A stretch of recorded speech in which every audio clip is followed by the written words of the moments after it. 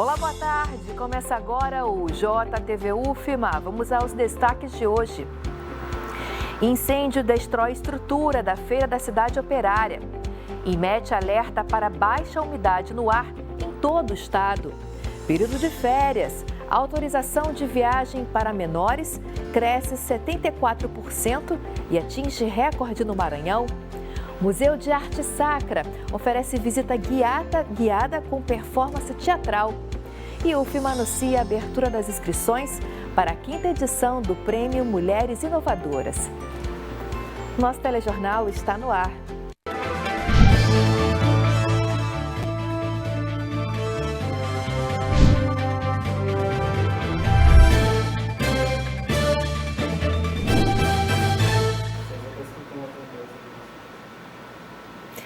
Terça-feira, 16 de julho, vamos aos destaques de hoje com o Giro de Notícias. O corpo de uma adolescente de 14 anos, que estava desaparecida desde o domingo, foi encontrado na Cachoeira Viriato, em Grajaú, durante buscas realizadas pelo Corpo de Bombeiros na manhã desta segunda-feira. A jovem havia desaparecido no domingo, mas a família não procurou a polícia. A mãe e o padrasto da vítima foram presos por suspeita de abandono de incapaz e posse ilegal de arma. O corpo foi enviado ao IML de Imperatriz para determinar a causa da morte. A polícia investiga o caso.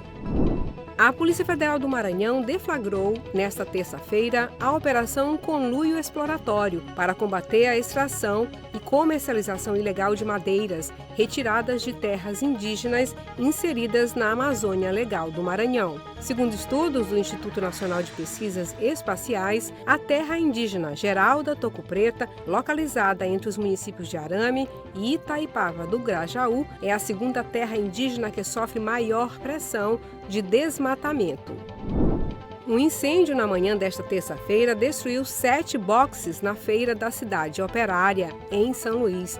O Corpo de Bombeiros Militar do Maranhão foi acionado às 5h30 da manhã e conseguiu controlar as chamas sem registrar vítimas. Os proprietários puderam retirar alguns produtos, mas os danos materiais foram significativos, afetando lojas de confecção e artigos religiosos.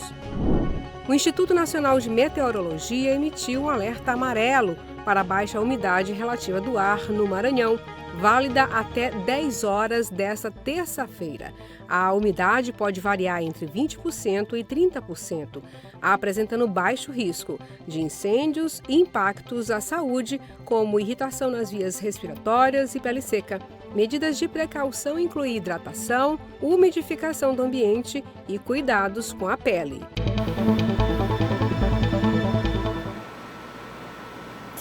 E com o período de férias escolares, muitos estudantes pensam logo nas viagens, né?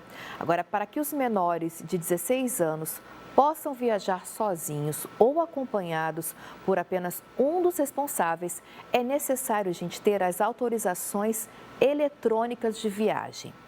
Agora, com a modalidade digital, ficou mais fácil para os pais conseguirem esse documento. Mês de julho é sempre assim. Malas arrumadas, hora de embarcar. Mas os pais ou responsáveis por menores de idade precisam ficar atentos na hora de decidir deixar a criançada pegar viagem sozinha. Para isso, é necessário apresentar a autorização de viagem, que desde 2021 pode ser feito de forma online. Entre janeiro e junho deste ano, foram 122 pedidos de autorização eletrônica de viagem. No primeiro semestre do ano passado, foram 70 pedidos realizados. O aumento é de 74%. Este é um número recorde, de acordo com o Cartório de Notas do Maranhão. Isso confirma a ampla adesão da população aos serviços notariais eletrônicos e demonstra também como realmente o acesso aos cartórios fica mais facilitado com a implementação dessas ferramentas de tecnologia que envolvem acesso eletrônico, inteligência artificial, blockchain. São os cartórios cada vez mais modernos para atender as demandas da sociedade. Para realizar o pedido, basta entrar na plataforma e-Notariado, acessar a área Cidadão e preencher as informações necessárias.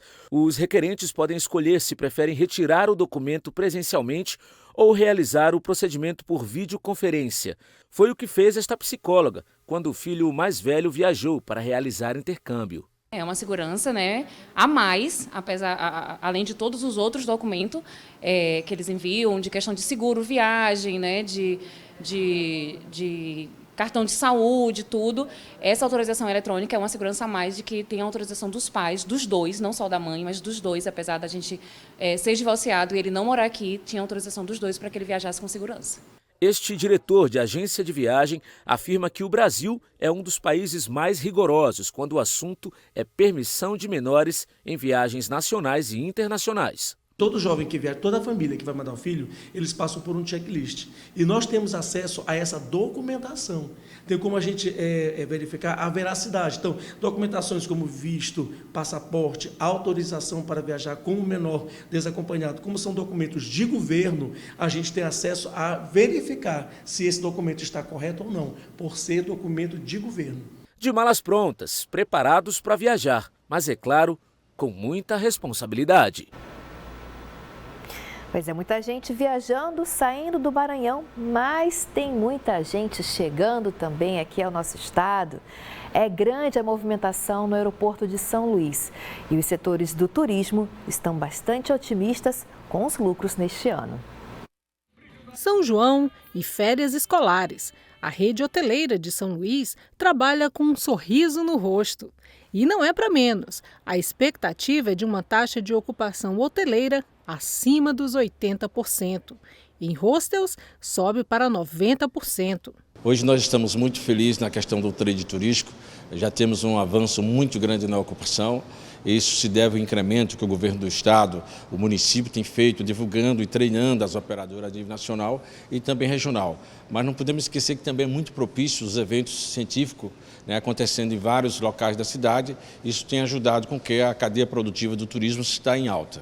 No ano passado, desembarcaram no aeroporto de São Luís mais de 225 mil passageiros.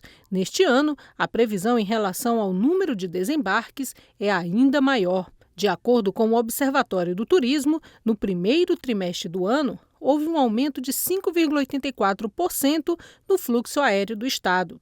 A maior parte dos turistas veio de São Paulo, 23,60%, 10,47% do Pará. Ceará, Brasília e Piauí vêm logo em seguida. Em relação aos turistas de outros países, a França é responsável por 29,42% e a Itália com 13,72%. Dados do Centro de Atendimento ao Turista. Cidade cheia de visitantes, mais trabalho para os guias. Conhecimento sobre a cidade é importante, mas a simpatia é o grande diferencial. Olha, eu fui muito bem recebida, inclusive assim, o povo maranhense é um povo muito acolhedor, tá? Um povo muito acolhedor, um povo assim, solícito, tá? E eu assim, ela não é minha guia, mas eu parei para ouvir ela. Por quê? Porque ela estava dando assim, explicando muito bem, com muita calma, com muita sabedoria, tá? De uma forma muito fácil. Nesse período do ano, o trabalho não para. Em relação aos anos anteriores, está ainda melhor. Sim, com certeza, principalmente pós-pandemia, 2023, agora 2024, o São João está sendo divulgado, São João do Maranhão, que tem a sua especificidade, né, com Bumba Meu Boi, tambor de crioulo, cacuriá, então isso está trazendo muitos turistas, a gente não está parando. Os guias de turismo estão festejando essa grande demanda de turistas que estão vindo conhecer a pluralidade, né, da nossa cultura, o Bumba Meu Boi, tambor de crioula. Vem também conhecer os nossos atrativos naturais, como os lençóis maranhenses, né? Então a gente está recebendo uma demanda muito grande de turista. Então, trabalhando direto, os 3 turnos, pela manhã, pela tarde e à noite fazendo by night. Os elogios estão presentes. Quem veio quer voltar, trazendo mais turistas para conhecer essa terra de encantos. Maranhão não é só lençóis. Em abril eu tive a oportunidade de trazer um outro grupo para a Chapada das Mesas, né? Imperatriz, Carolina. Tem muita coisa linda para mostrar. O Maranhão é um encanto de fato. Então eu acho assim que quanto mais investimento no patrimônio histórico dessa cidade, mais gente vai aparecer por aqui. E queria parabenizar a nossa guia local, a Concilene, que intermediou toda essa nossa estadia aqui no Maranhão, e meu grupo está bem satisfeito. São Luís das Bandeirinhas, do Bumba Meu Boi, do artesanato e de turistas satisfeitos. E ainda é São João no Maranhão. O Arraial do Ipim terminou no último fim de semana, mas amanhã começa o Vamos Festejar São João nas Férias no Convento das Mercês. Então a programação começa às 18 horas com o encontro de mestres cantadores, tem coco pirinã, cacuriá balaio de rosas, boi de Santa Fé e muito mais. A programação vai acontecer entre os dias 17 a 20 de julho e 24 a 28 de julho, sempre a partir das 18 horas. A entrada é gratuita e o Convento das Mercês fica localizado na Rua da Palma, bairro Desterro, centro de São Luís. Essa programação completa você encontra nas mídias sociais do Governo do Estado.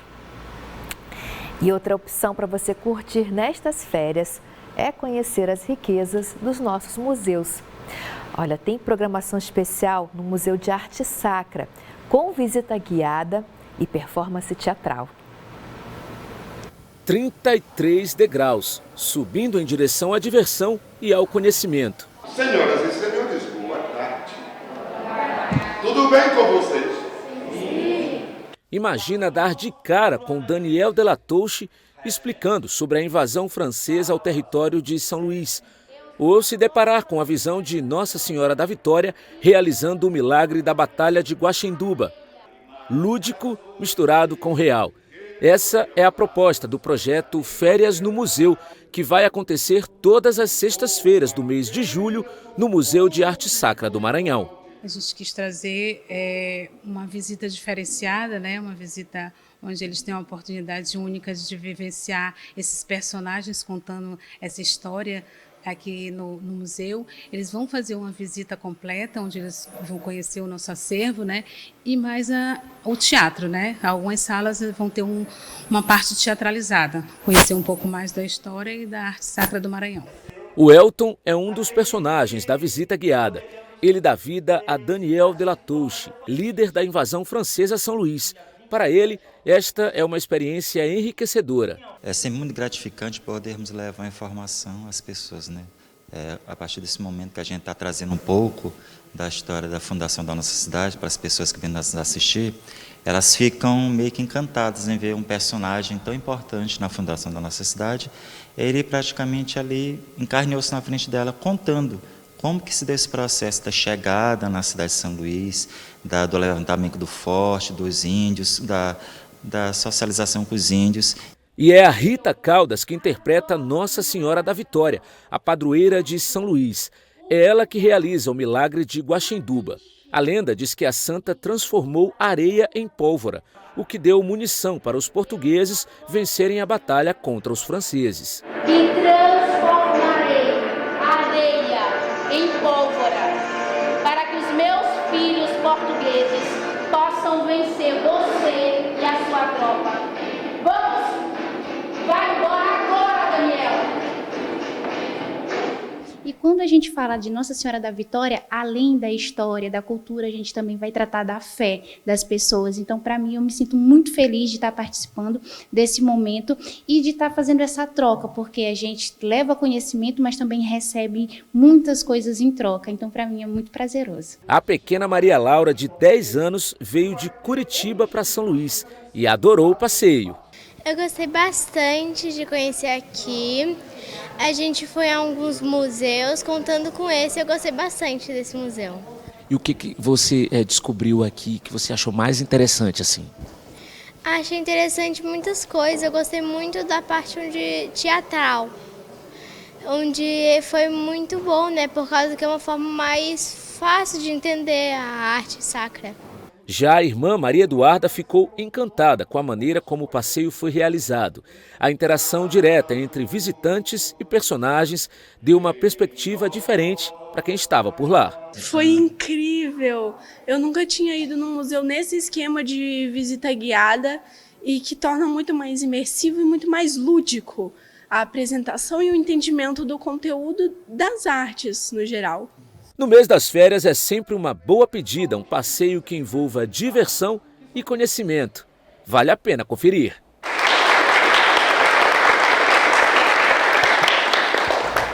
Muito bom, gente. O museu fica localizado na Praça Dom Pedro II, centro de São Luís. Veja a seguir, o FIMA lança cartilha bilíngue com informações sobre saúde para as comunidades indígenas e quilombolas e rurais também. Esse é o nosso assunto do quadro Sala de Entrevista. Vamos para o intervalo e voltamos já já.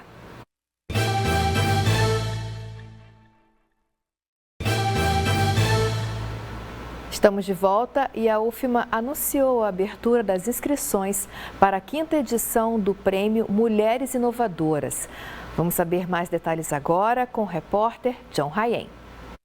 Estão abertas as inscrições para a 5ª edição do Prêmio Mulheres Inovadoras. O programa é uma iniciativa da FINEP, financiadora de estudos e projetos, e do Ministério da Ciência, Tecnologia e Inovação. Serão selecionadas 30 startups inovadoras lideradas por mulheres distribuídas nas 5 regiões do país para um processo de aceleração e premiação. A startup vencedora de cada região vai receber 100 mil, enquanto as demais finalistas receberão 52 mil.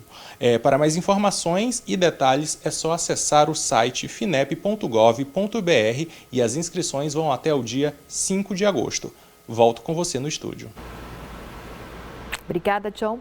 E com o objetivo de fornecer suporte educacional a professores e agentes de saúde no trabalho, o programa de pós-graduação em saúde e ambiente da UFMA, em parceria com a Unesco, desenvolveu cartilhas bilíngues que abordam temas relacionados à saúde. Então, esse é o nosso tema de hoje do quadro Sala de Entrevista, com a jornalista Luísa Rabelo.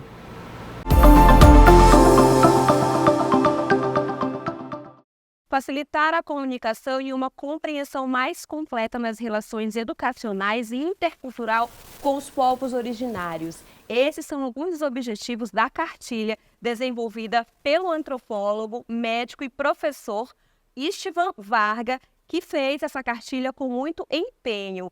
Boa tarde, professor. É um prazer recebê-lo aqui na nossa sala de entrevista. Boa tarde, o prazer é todo meu. Professor, a cartilha traz aí saúde como o tema central. A gente sabe, como eu falei agora, o senhor é médico, mas como foi a escolha para que a saúde fosse exatamente o tema dessas cartilhas? Bom, a escolha foi da própria Unesco, né, que é a Organização das Nações Unidas para Educação, Ciência e Cultura. E é uma estratégia, a Unesco interessada que desde 2022 comemora-se a década dos povos indígenas. Então, a Unesco, interessada na preservação das culturas, línguas de povos indígenas, optou pela estratégia, que eu achei muito conveniente, inteligente, de utilizar a saúde como fio condutor para a produção de cartilhas bilíngues. São várias cartilhas, né? É porque, por enquanto, só tem 2 disponíveis no site da Unesco, mas haverá outras, né? Então, a ideia é utilizar a saúde como tema gerador para oficinas realizadas com cada um desses povos, né? Em que se vai tanto registrar de maneira bilíngue, português e a língua de cada povo, aspectos da história, cultura e da saúde desses povos. Vamos lembrar que essas oficinas foram realizadas durante a pandemia de Covid-19, né? Então, daí a grande conveniência dessa estratégia. A ideia é que as cartilhas sirvam como material subsidiário tanto para o trabalho dos professores indígenas em sala de aula, quanto para o trabalho dos agentes indígenas de saúde. É muito relevante a gente falar que o trabalho de pesquisa foi feito com uma relação muito próxima desses povos originários, certo, professor? Eu queria saber como é que as vozes e as perspectivas dessa comunidade foram ouvidas e refletem dentro dessas cartilhas. Bem, foi preparado um texto base, e foi minha incumbência, né, a preparação destes textos básicos, que para cada povo um texto diferente, com aspectos da história, da cultura de cada povo e com, como já mencionamos, né, descrições sobre a maneira ocidental de compreender o corpo humano, saúde e doença, de maneira que esse texto base interagisse com as concepções de cada povo durante as oficinas. Então, a partir desse texto base, que foi lido durante as oficinas, as pessoas presentes interagiram com ele, corrigiram, acrescentaram, modificaram conforme a sua compreensão do que seria mais conveniente colocar, né? E da mesma maneira se fez com as noções sobre corpo humano, saúde e doença, de maneira que se procurasse, no texto final das cartilhas, integrar tanto aspectos do conhecimento da nossa sociedade, do conhecimento formal, científico da nossa sociedade, quanto do conhecimento de cada uma dessas comunidades sobre todos esses assuntos. Vocês do projeto de pesquisas foram para essas comunidades? Quanto tempo vocês levaram desde a concepção até o resultado final dessas cartilhas? Bom, uma coisa foi o processo de preparação e realização das oficinas. Essas cartilhas estão sendo disponibilizadas desde o ano passado, quer dizer, as duas primeiras foram disponibilizadas no site da Unesco desde o ano passado, mas elas ainda vão ser impressas, né? Então, nós estamos aguardando a impressão dessas cartilhas que já estão disponíveis no site da Unesco e de mais duas que já estão prontas, estão na etapa de edição final, não é? E então fica difícil um pouco quantificar o tempo do processo todo, porque existe esse processo de edição e impressão sobre o qual eu não tenho nenhum domínio, né? Agora, da elaboração do texto, realização das oficinas, foi mais ou menos um ano. Um ano, né? Durante a pandemia, como o senhor... Durante a pandemia. Professor, e aí as cartilhas são uma parceria da UFMA com a Unesco, certo? Eu queria saber qual é o impacto positivo que essas cartilhas trarão para dentro dessas comunidades. Bom, o impacto imediato na sala de aula. Os professores indígenas vão poder utilizá-las como material para trabalhar com os seus alunos em sala de aula.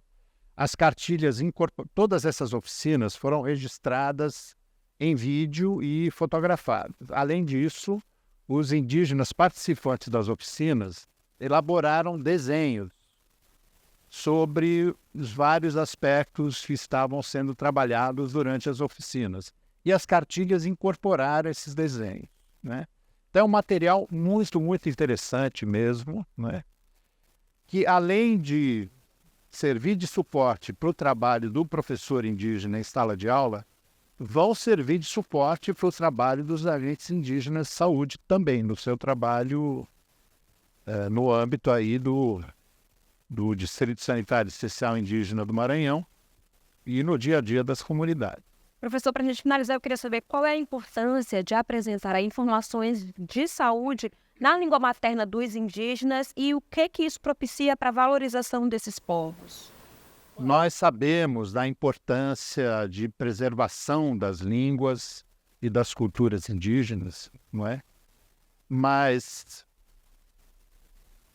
isso nem sempre é colocado em prática. Então, todos reconhecem essa importância, mas no dia a dia, na prática do trabalho, isso nem sempre é levado em conta. Ainda mais no campo da saúde, né?